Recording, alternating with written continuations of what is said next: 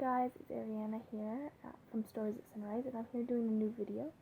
I just recently did my mid-year freakout tag, and that just got me into a kick of looking back and reflecting on how my reading year has been going thus far. And so I realized what I really wanted to do is do something of a book haul. But the thing is that as a library user, I find library book hauls to be somewhat redundant, as the books that I usually talk about in my library book hauls are then books that I talk about in my TBR videos and then again in my reading wrap-ups. And so I realized that, wow, I love book hauls, I don't do them enough, and so I thought that instead I would do a bit of a reflective back on my year thus far and talk about all of the books that I own, that I have bought or received. So books I bought myself or that other people bought or gave to me. And I thought this would be fun because there isn't many of them. And so I thought I'd take you through a little gander of the reality of being someone who doesn't buy books normally for themselves as a part of the booktube community, because I thought that would be interesting, as that's not something you see. The first book that I received this year was Collapse: How Societies Choose to Fail or Succeed by Jared Diamond, who wrote Guns, Germs, and Steel.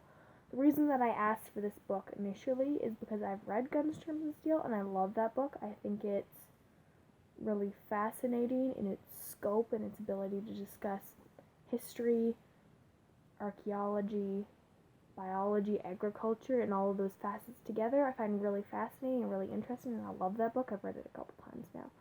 And so I thought I would read Collapse as a continuation, as I know that Jared Diamond is well recognized for his work, and I'm really interested in it. I received this as a gift. I did not buy it for myself.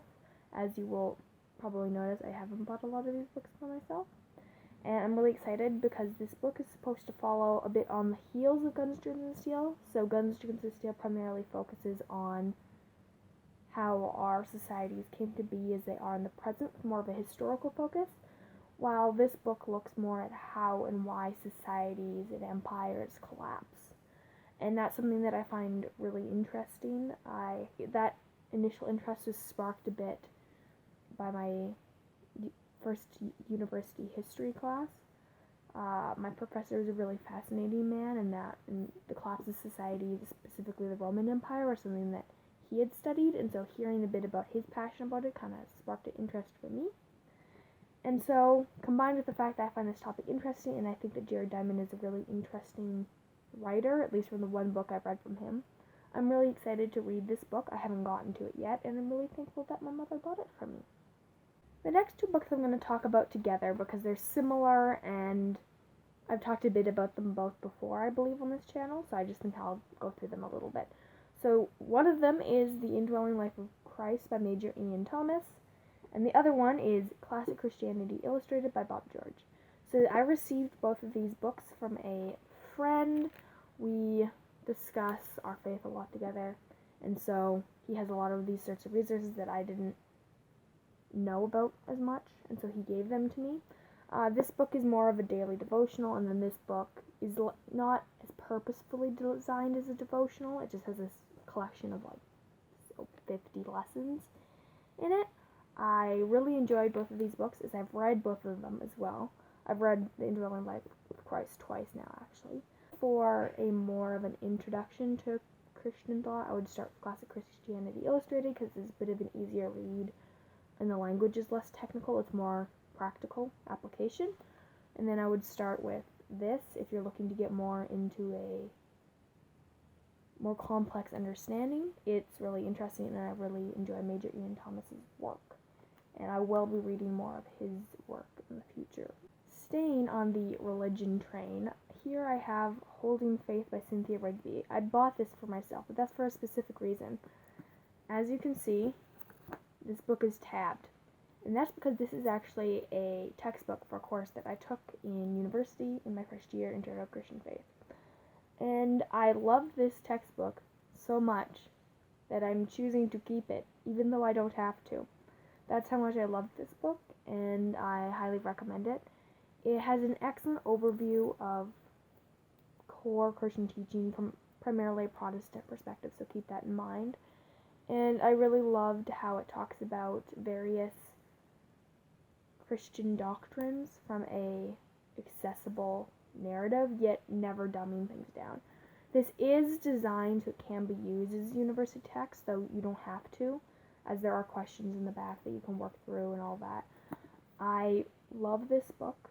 It was very good. At one point, I was thinking about some of the stuff in it when I was writing a reflection for class, and I started to cry.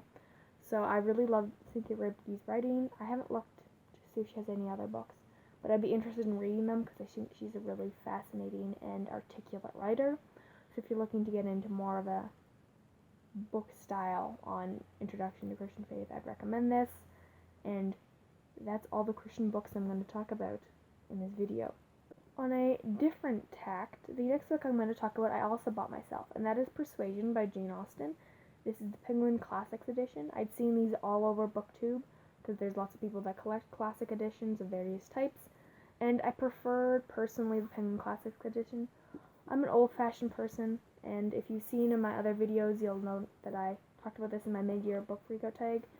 This book is just beautiful in a very old-timey way. It reminds me of that wallpaper you see in like really old houses. It's like peeling and old, but it feels really regal, and so I love that. I love the ribbon. The ribbons make me happy.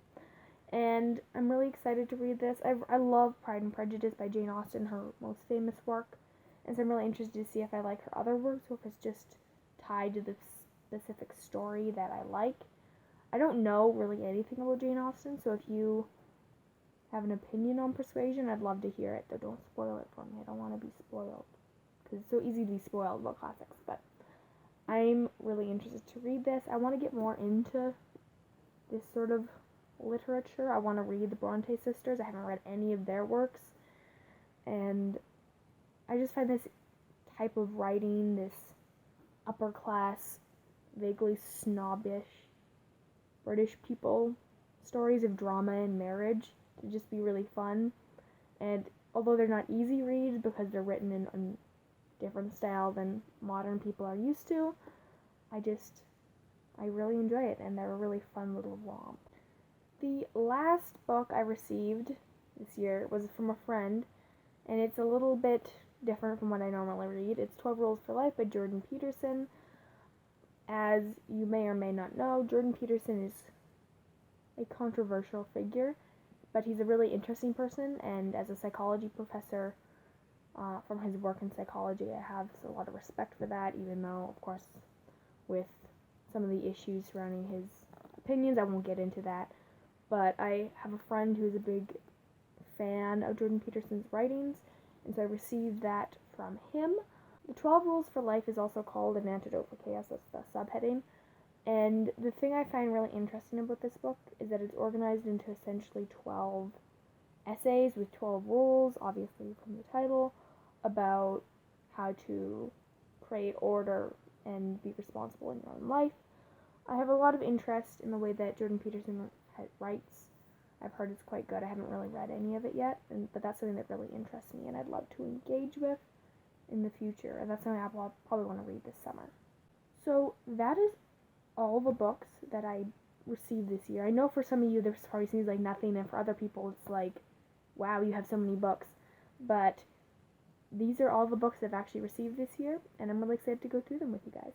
Talk to you later. Bye.